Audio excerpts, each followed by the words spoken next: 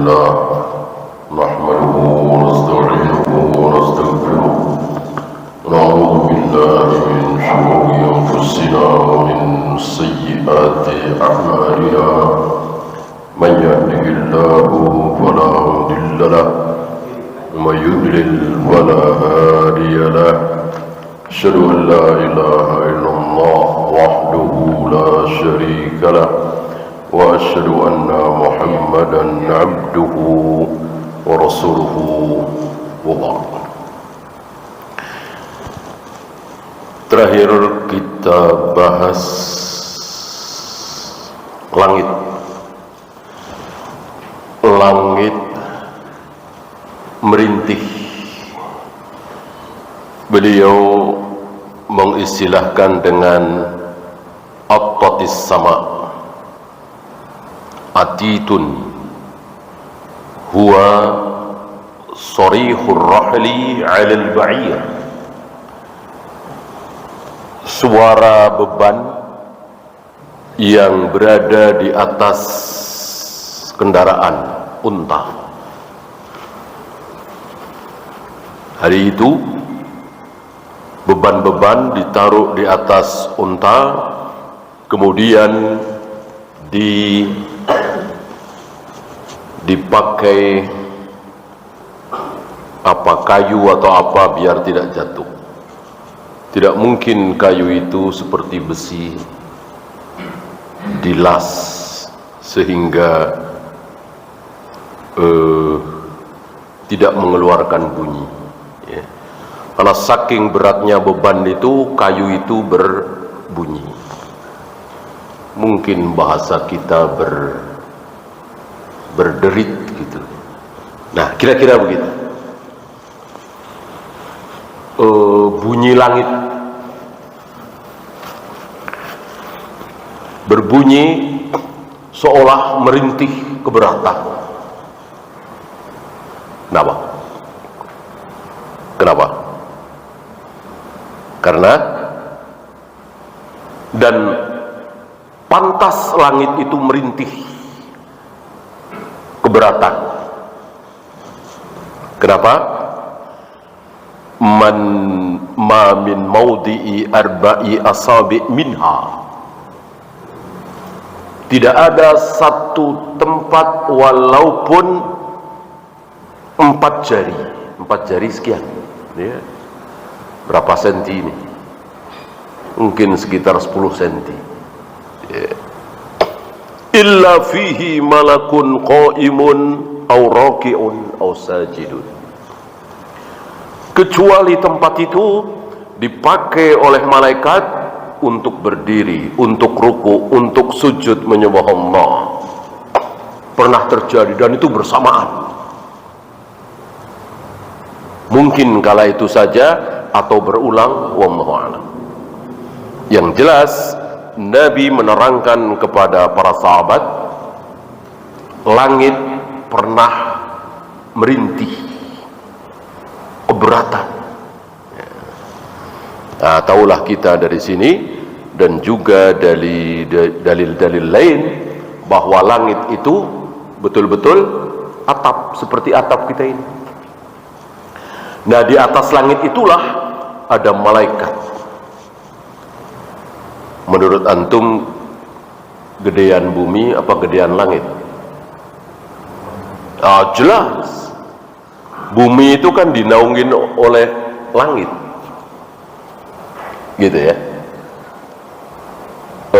Kita menengadah ke atas langit. Ke atas agak ke kanan masih langit. Ke kanan lagi, ke kanan lagi, ke kiri, langit semua. Ke depan, ke belakang, langit semua. Berapa kali lipat luas langit dibanding dengan bumi. Sementara bumi masih ada tempat kosong, banyak sekali. Hutan, ya kalau kita misalnya pas kosong yang kecil-kecil lapangan sawah misalnya kan, yang nggak kosong kan paling pasar, mal-mal, masjid-masjid, itu pun kan pas lagi rame pada sholat. gitu kan. Hutan, kali, belum laut, masih banyak yang kosong. Nah, langit yang entah berapa ribu kali luasnya dari bumi itu nggak ada yang kosong, nggak ada yang kosong, penuh dengan malaikat, dan itu bersamaan. Ngapain? Sujud, ruku, berdiri, sholat. Kayak apa itu? Ya. Maka Allah nggak butuh sama sekali dengan kita yang ruku, sujud, sholat, zikir, wirid. Nggak butuh, sudah cukup. Malaikatnya sudah cukup. Maka Allah nggak mau. Walaupun Allah bisa, detik ini juga Allah bikin seluruh manusia di muka bumi ini semuanya ruku, sujud, zikir, wirid, sholat. Bisakah Allah? Sanggupkah? Sanggup. Tapi Allah nggak mau. Karena Allah memang tidak butuh. Allah tidak butuh disembah. Yang butuh siapa? Kita. Kita butuh menyembah Allah. Karena tidak menyembah Allah, apalagi kufur, syirik, kekal di neraka selama-lamanya.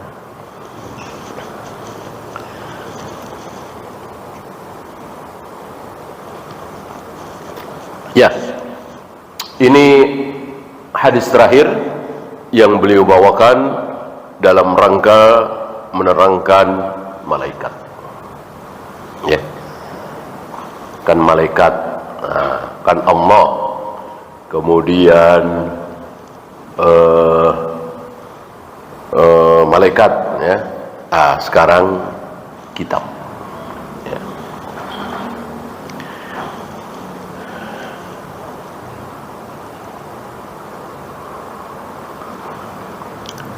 Wal muradu biha, yang dimaksud dengan beriman kepada kitab-kitab Allah adalah al-kutubul lati anzalaha Allahu ala rusuli. Al-kutub, ya, al-kutub mufrad apa jamak? Jamak. Mufradnya kitab, ini kutub.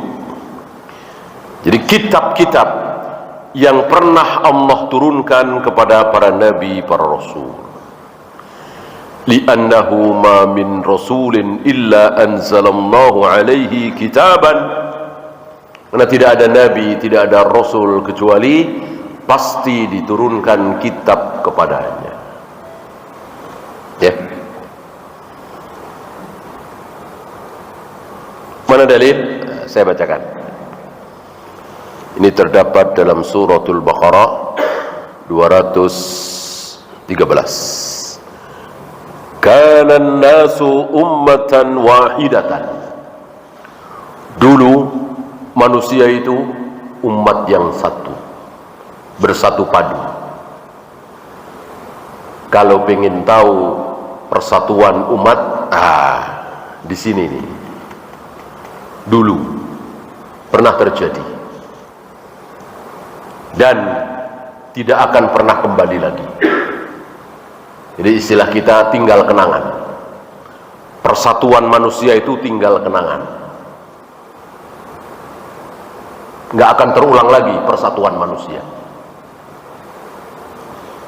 Sudah lewat. Sepertinya pernah kita bahas ya di majelis ini. Berapa abad? Masih ingat? Berapa abad? Berapa tahun? 10 abad. Berapa tahun? 1 abad kan 100 tahun. 10 abad berarti 1000 tahun. Hanya 1000 tahun manusia itu bersatu padu. Setelah itu tidak ada persatuan lagi. Ya. Kenapa selama 1000 tahun itu manusia dikatakan bersatu padu? Jawabnya, karena tidak ada selama 1000 tahun itu tidak ada satupun manusia yang syirik. Semuanya bertauhid menyembah Allah satu-satunya. Jadi selama 1000 tahun itu sudah ada orang Hindu belum? Belum. Orang Buddha? Belum. Konghucu, Yahudi, Nasrani, ateis, komunis? Nggak ada. Seluruh manusia adalah Muslim, Islam. Dan Muslimnya betul-betul Muslim, bertauhid. Tidak seperti hari ini, Muslim, sholat, puasa, tapi nyembah kuburan. Muslim, sholat, puasa, zakat, haji, tapi minta-minta kepada orang yang sudah mati. Tapi percaya dengan jimat, dengan keris, dengan dukun. Percuma apa tidak sholatnya? Percuma apa tidak puasanya? Percuma, hapus. Ya, beda dengan berzina, minum khamr, berjudi, korupsi. Ada orang sholat rajin nih, tapi dia berzina, minum khamr, berjudi. Sholatnya percuma apa tidak? Tidak. Tidak percuma. Ya, yang sholatnya percuma, puasanya percuma itu kalau apa? Syirik. Dia minta-minta kepada orang yang sudah mati. Dia percaya dengan dukun, jimat, raja, wafak, isim, apalah istilah mereka. Percaya dengan tatoyur, feng shui, segala macam. La in asyrakta la yahbatanna amalu. Muhammad yang diancam Rasulullah ini.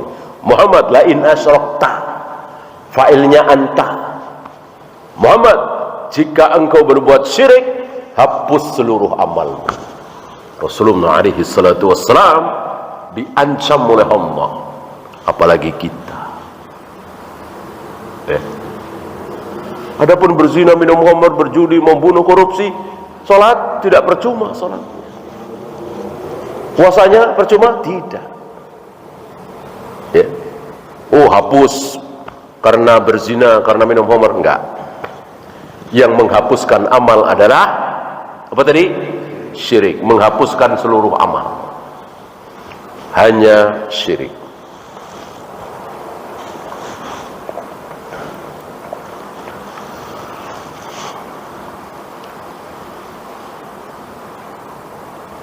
Nah, setelah 1000 tahun itu, iblis menipu manusia, membisikkan kepada manusia. Masih ingat bisikan iblis pertama kali terhadap syirik? Ya. Tipuan iblis pertama kali supaya manusia berbuat syirik. Sebelumnya belum ada dosa syirik. Membunuh ada, berzina ada, minum khamr ada, berjudi ada, syirik yang belum ada. Allah masih menyatakan kana nasu ummatan wahidatan.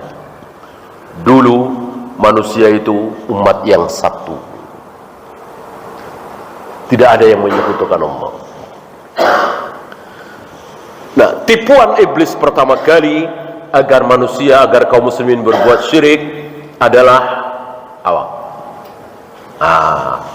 Hormati orang-orang soleh kalian yang sudah mati. Hormati orang-orang soleh kalian yang sudah mati. Lihat, inilah iblis untuk menggoda, untuk mengajak kepada dosa. Ditipu dulu manusia dengan kebaikan. Menghormati orang-orang soleh bagus, bagus. Bagus. Orang-orang soleh kita hormati, kita muliakan. Caranya salah. Apa? Bikinlah patung. Patung. Patung siapa? Patung orang-orang soleh itu. Ada Yagus, ada Yauk, ada Suwa, ada Wat, ada Nasr. Namanya diabadikan oleh Allah dalam Al-Quran di surat Nuh. Itu orang-orang soleh yang sudah mati, yang oleh iblis kaum muslimin disuruh bikin patungnya. Ya. Dihembuskan, ditiupkan, diwahyukan oleh iblis kepada kaum muslimin hari itu. Ya. Dari sini kita tahu bahwa setiap kali ada ide, setiap kali ada penemuan ide untuk sebuah kemaksiatan, maka itu pasti dari iblis, dari setan. Kalau nggak ada iblis, nggak ada setan, nggak mungkin. Okay.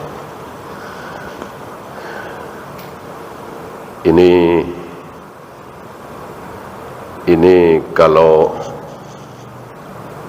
bawa narkoba kan ketahuan nih, pakai tas, pakai ini. Nah, biar nggak ketahuan, ditelan.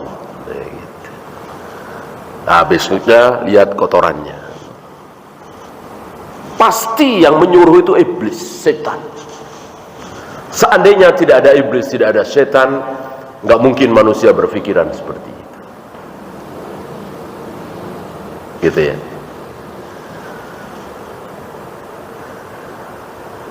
Ini kalau pinjam 100 juta dengan perjanjian kembalinya 110 juta. Kan 10 juta riba.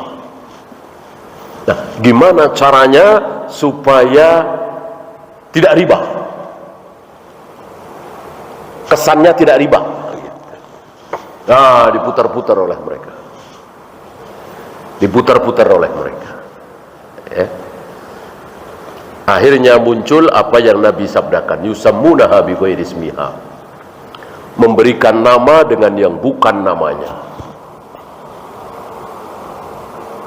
Bapak pinjam 100 juta buat apa? Buat beli mobil. Gitu. Nah, sekarang gini saja, biar mobil kami beli. Mobil itu 100 juta. Semua orang tahu mobil itu 100 juta. Nanti kalau mobil kami sudah dapat, kami jual ke Bapak 110 ya. Nanti Bapak cicil ke kami 10 juta, 10 juta, 10 juta, 10 juta sampai 110 juta. Apa bedanya? Pinjam 100 juta, kembali 110 juta untuk beli mobil. Dibayar nyicil 10 juta, 10 juta. Apa bedanya coba? Tapi itulah iblis. Itulah setan menipu kaum muslimin. Dan setan tidak langsung ke kaum muslimin. Lewat satu kaum yang dicap oleh Al-Quran sebagai al-maghdubi alaihim. Siapa al-maghdubi alaihim? Orang-orang yang dimurkai, terkutuk, terlaknat, Yahudi. Terkenal dengan istilah hilah Yahudi. Maka jika antum punya ide dan ide itu adalah dosa, segeralah buang, segeralah beristighfar, segeralah mohon ampun kepada Allah dari setan yang terkutuk. Itu pasti iblis, pasti setan. Oleh karena itu di surga nanti tidak ada setan lagi, tidak ada iblis lagi, maka tidak ada ide untuk maksiat. Idenya adalah untuk taat. Seperti para sahabat itu banyak ide. Ide untuk apa? Untuk taat. Untuk sami'na wa ata'na. Itulah para sahabat.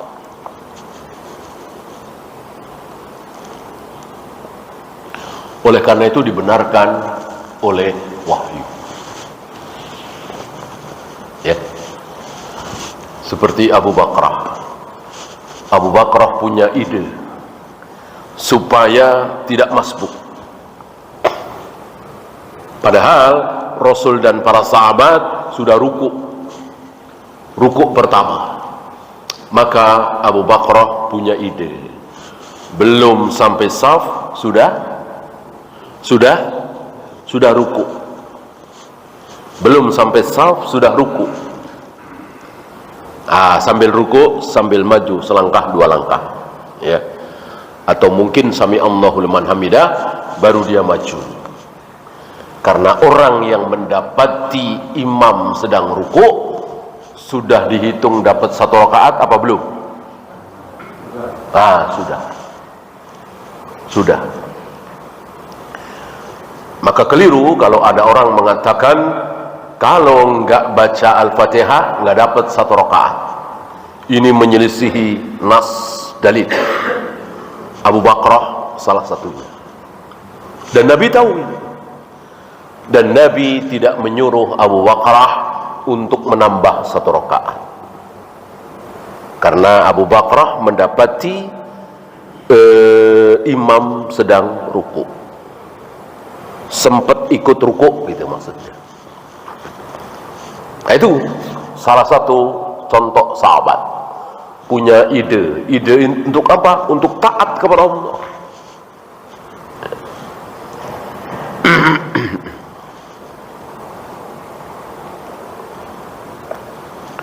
Bukan untuk berbuat maksiat. Faba'athallahu an-nabiyyina mubashshirina wa mundhirin.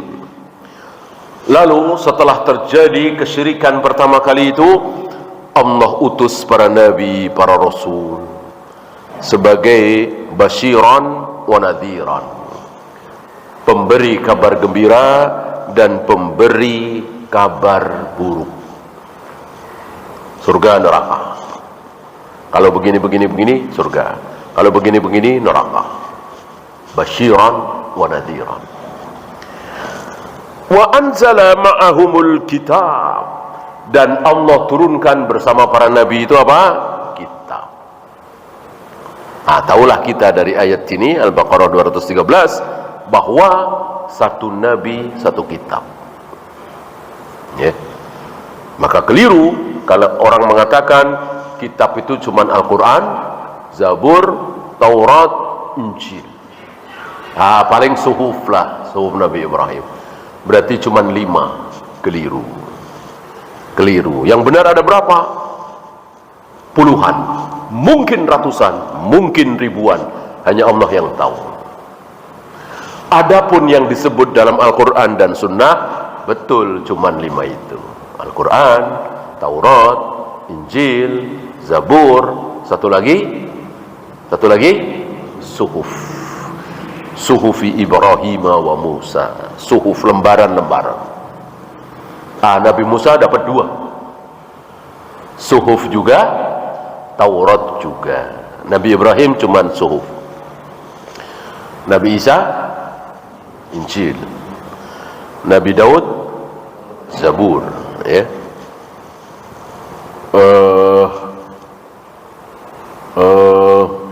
Apa Nabi Nuh? Enggak tahu. Oh, berarti yang diberi kitab itu yang mulia, yang paling mulia? Enggak. Nabi Daud dengan Nabi Nuh mulia siapa? Utama siapa? Nabi Nuh. Nabi Nuh termasuk ulul azmi. Nabi Daud enggak kan? Ulul azmi kan Nuh, Ibrahim, Musa, Isa, Muhammad alaihi wassalatu wassalam. Nabi Nuh enggak disebut kitabnya apa. Adapun dapat kitab pasti, ya. Maka menyimpulkan bahwa yang dapat kitab pasti lebih mulia dari nabi yang enggak disebut kitabnya, salah. Jelas Nabi Nuh lebih mulia dari Nabi Daud. Tapi Nabi Nuh kitabnya apa? Enggak tahu. Nabi Daud tahu, Zabur. Gitu ya.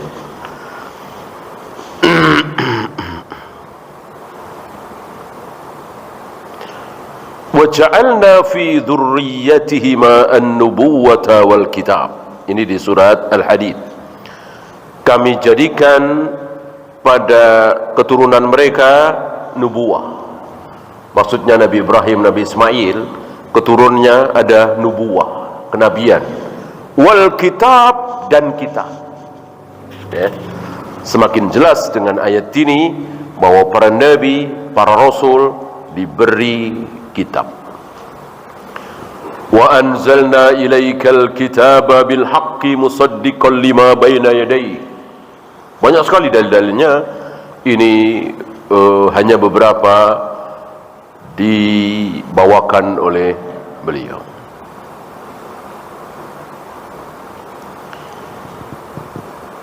Nah, lalu bagaimana sikap kita terhadap kitab-kitab terdahulu? Saya bacakan apa yang ditulis oleh beliau. Wa'lam anna jami'al kutubis sabiqati mansukhatun. Ketahuilah bahwa seluruh kitab-kitab yang dulu itu mansukh. Artinya sudah terhapus, sudah nggak ada lagi Taurat, Injil, Zabur, Suhuf. Nggak perlu kita merujuk. Bima lahu haimanatun 'alaiha wa huwal Qur'an, karena sudah dimansuh oleh Al-Qur'an, sudah ada Al-Qur'an. Nggak butuh lagi. Coba lihat, siapa tahu di Taurat lebih lengkap. Coba lihat di Injil, siapa tahu lebih gamblang.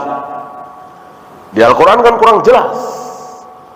Ada 7 pemuda melarikan diri dari istana. Pemuda ini anak bangsawan, anak raja. Dan kerajaan itu kerajaan syirik, kerajaan kufur. Nah, 7 pemuda ini bertauhid. Karena tidak mungkin mempertahankan tauhid di kekuasaan yang syirik itu, maka 7 pemuda ini pergi melarikan diri dan akidahnya, khawatir nanti tidak kuat karena penguasanya, walaupun ayahnya, pamannya dan seterusnya itu kufur.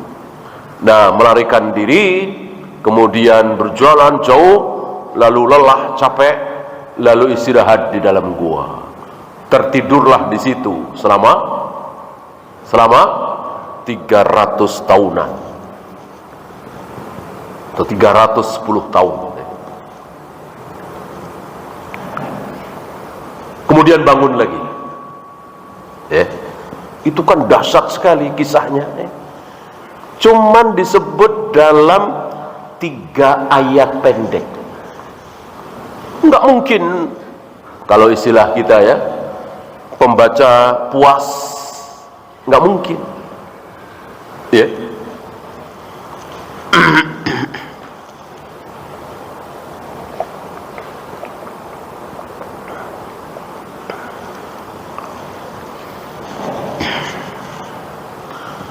Lalu penasaran. 7 pemuda itu namanya siapa aja? Nggak ada di Al-Quran. Di hadis juga nggak ada. Kemudian ada kisah-kisah apa yang mengiringinya? Nggak ada. Lalu penasaran, lalu buka Taurat, buka Injil, Al-Ahdul Qadim, Al-Ahdul Jadid, Perjanjian Lama, Perjanjian Baru, Bible. Ini keliru, ini salah. Kenapa? Karena apa yang ada di Taurat dan Injil, Perjanjian Lama dan Perjanjian Baru, tidak ada jaminan benar. Yang ada jaminan benar hanya Al-Quran. Inna nahnu nazzalna dzikra wa inna lahu lahafidun. Hanya itu yang disebutkan oleh Allah. Kami turunkan az-zikr Al-Quran, dan kami sendiri yang menjaga keasliannya. Injil nggak ada begitu. Kami yang menurunkan Injil dan kami yang menjaga keaslian Injil, nggak ada. Kami turunkan Taurat dan kami jaga keaslian Taurat, nggak ada. Begitu pula Zabur, begitu pula Suhuf. Satu-satunya yang dijaga oleh Allah hanya Al-Quran dan Sunnah tentunya. Karena buat apa Al-Quran dijaga tapi Sunnah tidak dijaga? Karena tidak mungkin kita bisa memahami Al-Quran tanpa Sunnah. Maka walaupun ada hadis dhaif, ada hadis maudhu, tapi akhirnya ketahuan Berarti kan dijaga oleh Allah, orang ketahuan.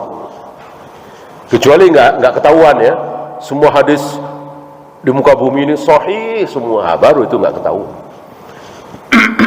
Ada yang dhaif, ada yang lemah, ada perawi yang matruk, ada yang majhul, dan seterusnya. Dijaga oleh Allah lewat para ulama ahlul hadis.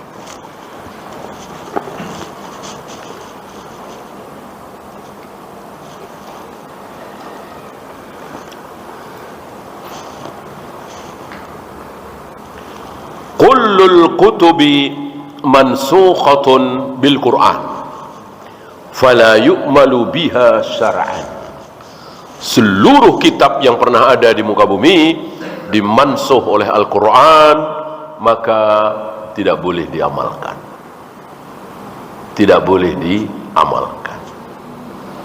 Kita melihat Taurat ada syariat begini-begini, antum amalkan, tidak boleh. Tidak boleh. Ya. Nah, dengan demikian perlukah kaum muslimin, para ulama bongkar-bongkar Taurat dan Injil? Ya nggak perlu. Ngapain? Maka Nabi pernah marah melihat Umar membawa lembaran-lembaran Taurat dan Injil. Ya. Kata Nabi, buang. Wallahi, bersumpah beliau, lau nazala fikum Musa thumma taba'tumuhu wa taraktumuni ladolaltum. Demi Allah, seandainya Nabi Musa turun di tengah-tengah kalian, lalu kalian mengikuti syariat Nabi Musa dan meninggalkan syariatku, la dalaltum, kalian pasti sesat. Lihat, mengikuti Nabi Musa kalamullah sesat.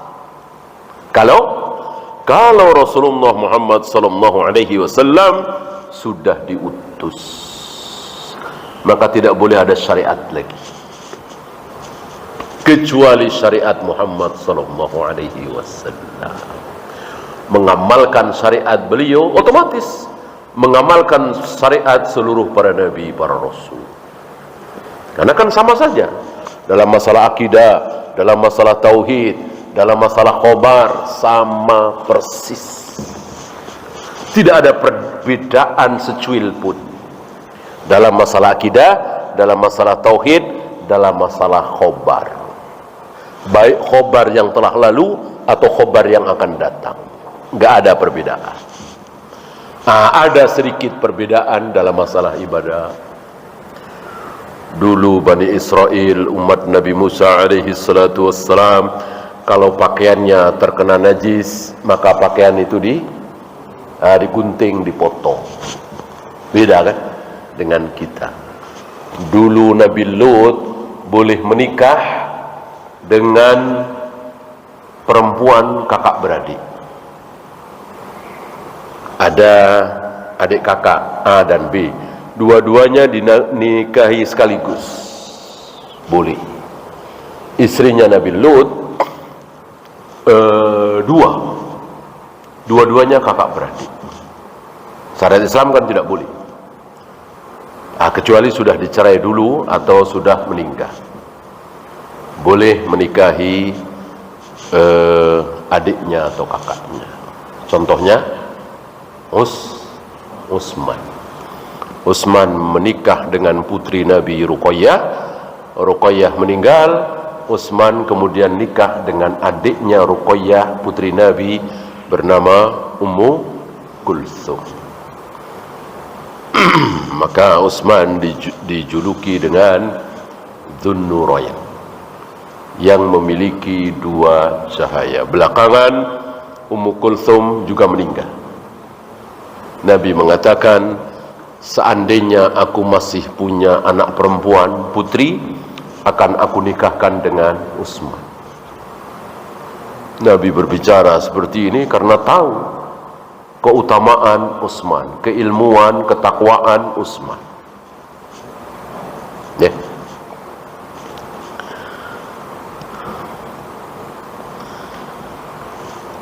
Waqtalafal ulama'u. Ini para ulama berselisih. Biasa ya, para ulama berselisih biasa. Fima thabata fi syara'i'a man qablana, dalam hal syariat-syariat Nabi sebelum kita ada sedikit perselisihan. Hal na'malu bihi illa ayyarudda syar'ana bi khilafihi aw la na'malu bihi. Kita amalkan atau tidak? Ini yang nggak bertentangan ya. Kalau yang bertentangan jelas. Seperti tadi Nabi Lut, kita ikuti Nabi Lut, nggak boleh. Atau kita ikuti Nabi Musa, najis pakaian kita gunting, nggak boleh. Kan jelas bertentangan. Ini yang tidak bertentangan. Nah, misalnya ada ya,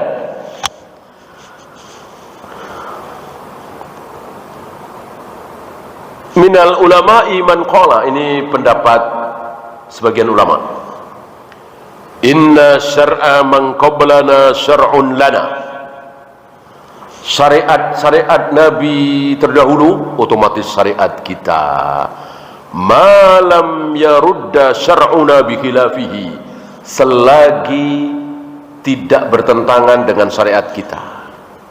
Kalau bertentangan udah nggak usah dibahas. Seperti tadi ya, anaknya Nabi Adam kalau kurban menyembelih sapi atau unta atau kambing yang disembelih diapain? Ditaruh di situ ya, nanti akan disambar oleh api. Berarti kurbannya diterima, begitu kan? Boleh kita ikuti? Enggak boleh.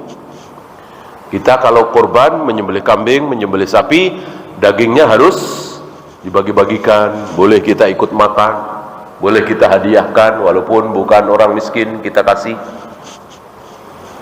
Tidak ada orang yang tidak boleh memakan daging kurban, karena betul-betul 10 Dzulhijjah, 11 Dzulhijjah dan seterusnya hari bersenang-senang, jadi makan daging semua, nggak ada yang nggak boleh ya, mau kaya mau miskin, yang kurban yang nggak kurban.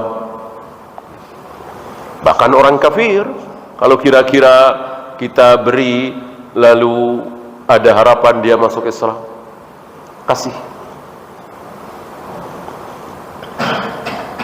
Nah berarti tidak boleh karena bertentangan gitu. Bagaimana yang tidak bertentangan?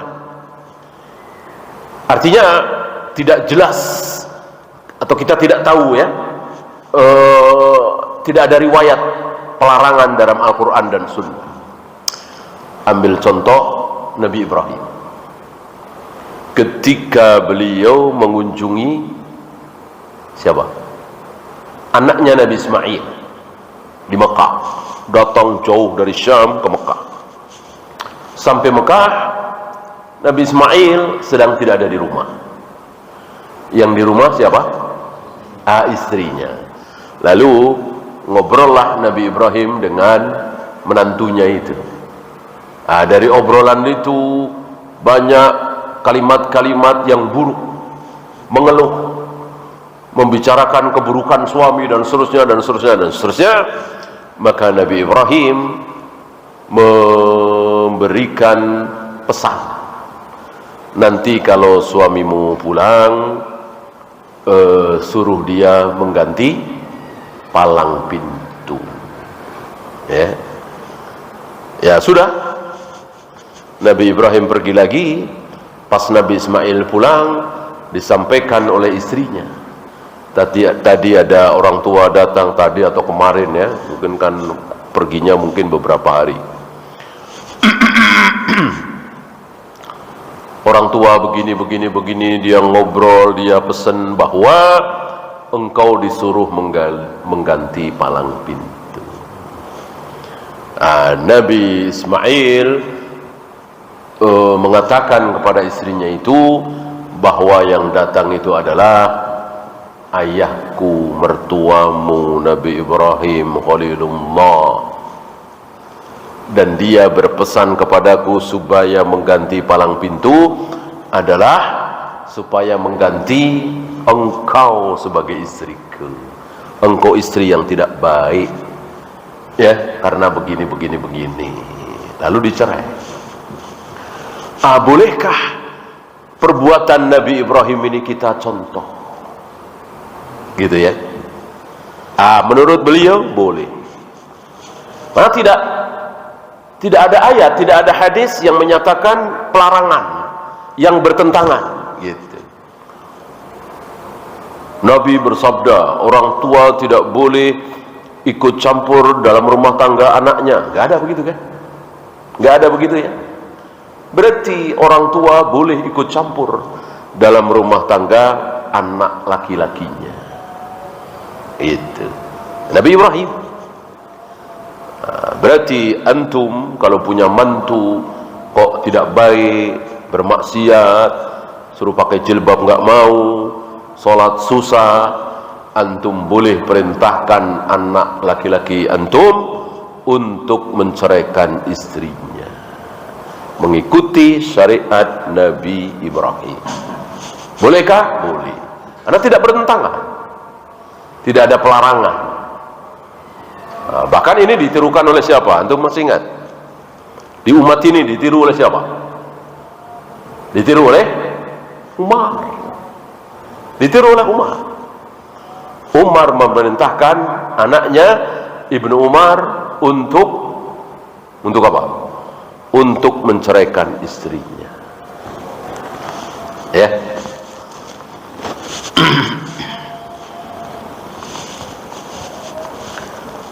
Adapun yang bertentangan tidak boleh.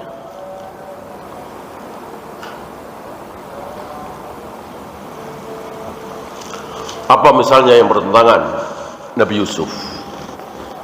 Nabi Yusuf pernah minta apa?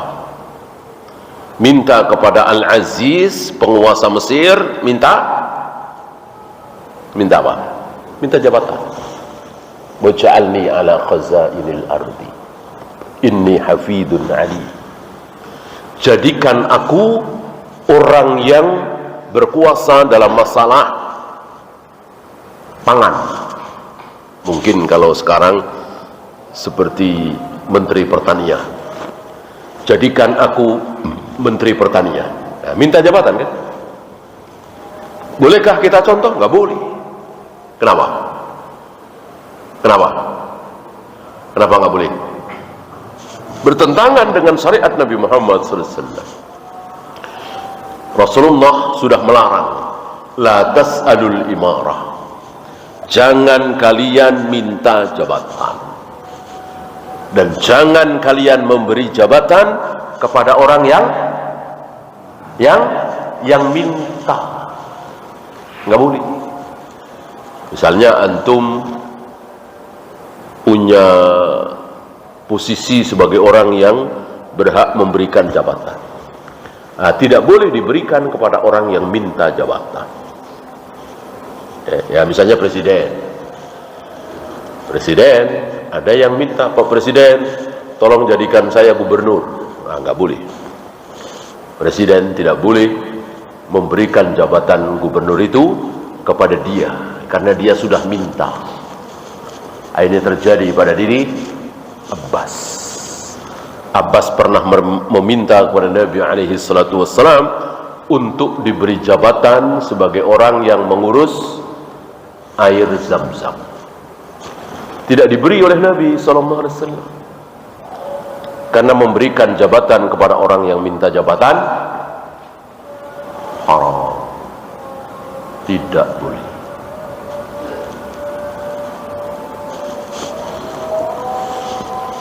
Ya, silakan azan dulu. Wassallallahu ala Muhammadin sallallahu alaihi wasallam wa akhiru da'wana alhamdulillahi rabbil alamin.